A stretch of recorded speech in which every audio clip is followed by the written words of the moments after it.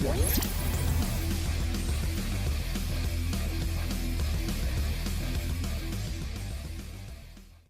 what's up everybody? Welcome back to this week's episode of Best Brew Ever. It's kind of an update. I haven't been brewing. We got a ton of things that went wrong around the house. And but I do have some good news. I am going to be brewing hopefully shortly. But if you know, the old girl right here kicked the bucket on me. And so I have nowhere to really dispense my put my kegs and chill them and dispense them my beer from. So my project plan is going to be, I have my little beer fridge over here, and I don't have the money to buy another deep freezer or anything like that. So I have this one. I got this one free anyway. So I think I'm just gonna try to convert it the best that I can. It seems like making a keezer or something like that would be a lot easier, because you have the top part that doesn't have coolant lines running through it. So it'd be a lot easier to maybe drill holes so I can put my tower on, or build a collar around it. Put my taps in the collar. I'm gonna kind of think maybe do something like that, because I've seen somebody else kind of convert it, cut some parts out of it, of a mini fridge, but I think maybe they drill through the top. So I don't know exactly how I'm going to go about it, but I think that's going to be my cheapest option at this point. And I want to get something on tap, because I went ahead and I got all excited and made this major purchase here. Oh Lord, look at that, huh? 55-pound bag of Marisada. Oh Lord. Oh yeah, I finally did it. That's my first time I've ever bought a bulk grain like that. And I decided on the Marisada by going through my my back to basics episodes. It really, Marisada on its own really hit the spot. It blew me away.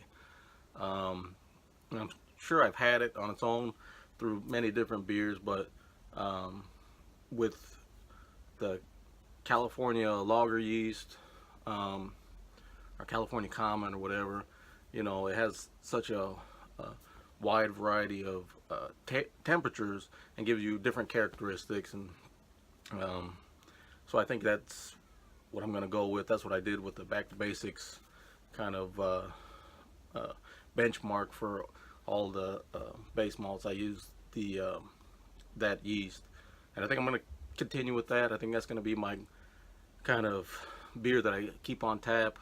I want to run 2 taps. So I want to kind of do my regular beer, which is going to be the Marisada and the California common, and then just whatever else I figure in throwing in there, like a stout or brown or IPA or just anything, anything that I like. So kind of give me a mix, and it's actually a lot cheaper by buying the bulk grains. And even with this bag of bulk grains, I can make, just use that as my base malt and just buy specialty grains for the other beers I want to make. I haven't been brewing, so I've been drinking kind of cheap beer, because I really don't want to spend a lot. I mean, craft beers are freaking expensive, man. I mean, they're delicious, they're wonderful, but I don't want to break the bank. I can use that money. I need that money for other stuff. My washer went out, so I got to buy another washer. Had problems with my car. I changed the alternator and battery and a bunch of other stuff. I didn't have to change a lot of stuff on it, but I already had stuff apart, so I figured I might as well change it. That's another story. But I did buy this, something I've never had. This is an anti-hero IPA from Revolution Brewing. Kind of dented up can there, but and it's brewed in Chicago. I've heard of this. I've heard of this before. I've never had it. I'm gonna check it out just for the show. My pint glass with spots on it.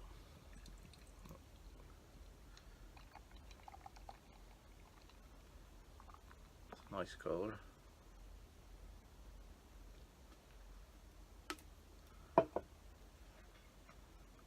Oh man, I can smell it from here.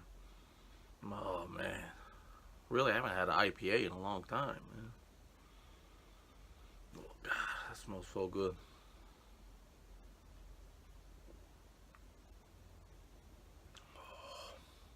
That is good. That's a good one.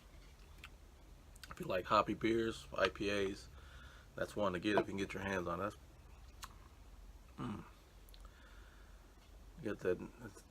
You know, if you like hoppy beers, it got that hoppiness, but it tastes. I don't know. It tastes green, not young green, but just. I guess just because I associate hops and green, so. And the can's got a ton of green on it. It's almost like got an Incredible Hulk fist on it. That's a good one. That's really cool. The liquor store down the street from me has been selling a lot of good craft beers out of there. I mean, like I said, they're expensive. Like once in a while, I have a little extra cash. I might buy something out of there. I mean, it was the only liquor store that I've seen in this area or been able to buy Zombie Dust out of, which is from Three Floyds Brewing up in Munster, Indiana. It's a really good beer. It's very sought after. I mean, because once a liquor store has it, a lot of people just will buy the whole case, will buy it up. But this is actually first time in I don't know how long, or since I've ever been looking for to buy it at a liquor store, that I found it and been able to buy it, and it was really good. Oh, that's a good one. All right. And, as we're speaking about beer, I had recently, last month, was my father's birthday, and a local brewery that he frequents was, they treat him like family there. He's a regular, and they actually, for his birthday, made up his own beer, and that was amazing. And I know he was honored for it. He felt a lot of pride about it, going in there and ordering his beer, and it was a pale ale with hot peppers, which are actually the hot peppers he grew out of his garden that he gave to them, and it was freaking spicy. So it wasn't something that you would have many of, but it wasn't bad to go in there and have one to warm you up, especially now the weather's getting cold. That'd be a good one to go in there and have one maybe before you leave. Go back out in the cold, and it definitely warm you up. It was good. It was a well-made beer. The peppers definitely came through. It was very clean still. Excuse me. But yeah, I'm Center Point Brewing. There's people that I would talk about a lot on here, and they're great people, and I really thank them for doing that for my dad. They even had as they usually have like symbols next to the names of the beers, and they had his old army regiment or whatever next to it, a little patch. So I thought that was really cool. So tell them let's drink to them. How about that? All right. Well, like I talked about already, I'm gonna hopefully be brewing very soon, but it's getting very cold. I still have a lot of projects I have to do. It seems like I can never get anything done. But because start this happens. Start this breaks. Your attention's always being pulled in different directions. I've been talking about getting my truck running for, I don't know, like over a year, and so I need to work on that, but it's dipping down into the 20s tonight. So maybe tomorrow I think it's gonna be in the 40s. So maybe I can get out there and fix that up and focus my attention on other projects. But at the same time, I got to go try to find me another washer tomorrow. And but once I do, I think I'm going to, with my mash and boil. I think it holds 16 pounds of grain. So I'm thinking that I can mash in that 16 pounds and then boil in my my kegel on my banjo burner outside, old school. I haven't done that in a while. I need to get the propane tank for that. But if I can do that, then I can make like a double batch and kind of cut down on brewing, so I can get 10 gallons for the same amount of work. So I think that's what I'm going to try to do. And like I said, I'm going to try to keep this beer on tap. And I haven't, even though I haven't got it brewed up and going yet, or even a kegerator made for it, but I think, I love The Simpsons. I grew up watching them, and I think I'm going to make this my version of Duff.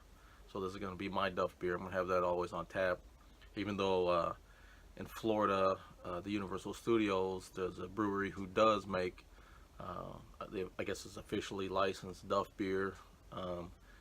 But you can do whatever. You can call it whatever you want. It's your house. It's your beer. Where you're at. So you can name it whatever. So I think that's gonna be really cool to have my own Duff on tap. And like I said, I'm looking forward to other projects. I got a lot of projects in my head, a lot of ideas. It's just being able to follow through on everything. Man, you can see I do got my cool lights up. Give me a lot of ambiance back here, and I can change up the different colors and stuff. But I'm sure a lot of people already know about all these kind of things. What was I at? Is that where I had it first? I don't remember where I had it. I think that's where it was. Anyway, it's really cool LED setup, and I like the way it kind of shows off my my little collection up there. And I even put them over here next to my when I do my mixed drinks every once in a while, like to make a little cocktail maybe. And I might actually be coming up with a maybe an episode where I show you a couple cocktails that I've been messing with. I actually made one. I don't know, sometimes you think you create something and then it's already been out there for a long time, but as far as I know, it's my own creation, so I might kind of show that. It was something inspired by Mad Men, which I know has been off the air for a while, but I just got hip to it, and I like binge watched it. Me and my wife really were into it. Maybe a little bit disappointed in the ending, but if you want to check that out, I think they got it on Netflix right now. That's where we was watching it, and so I kind of got inspired by that and wanted to have me a nice little cocktail, watch the show, relax after a hard day at work. So, but that's it's not something I do all the time.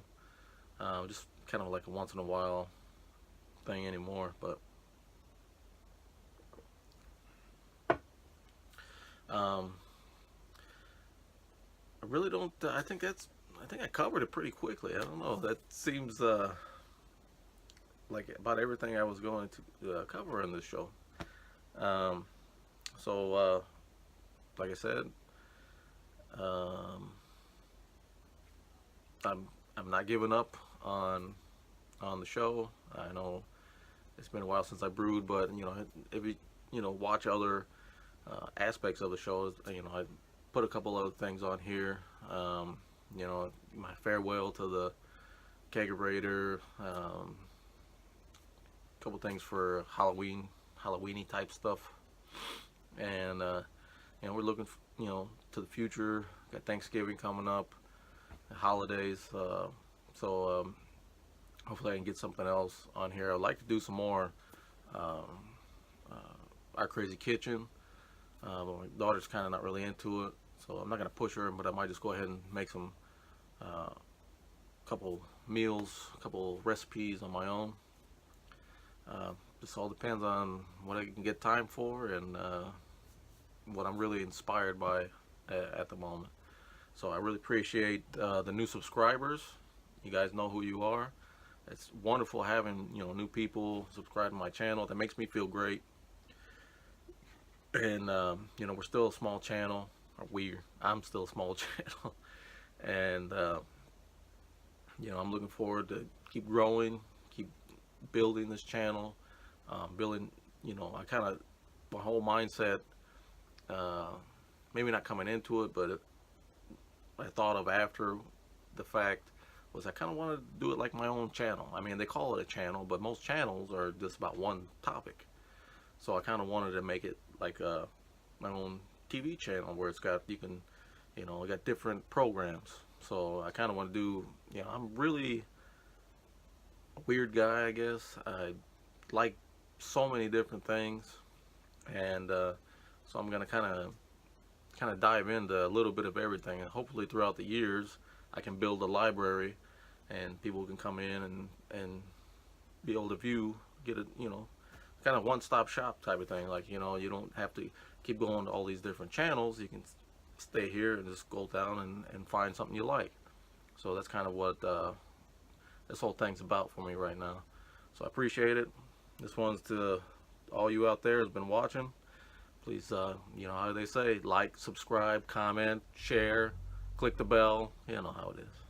But I appreciate it. Thank you. This one's to you.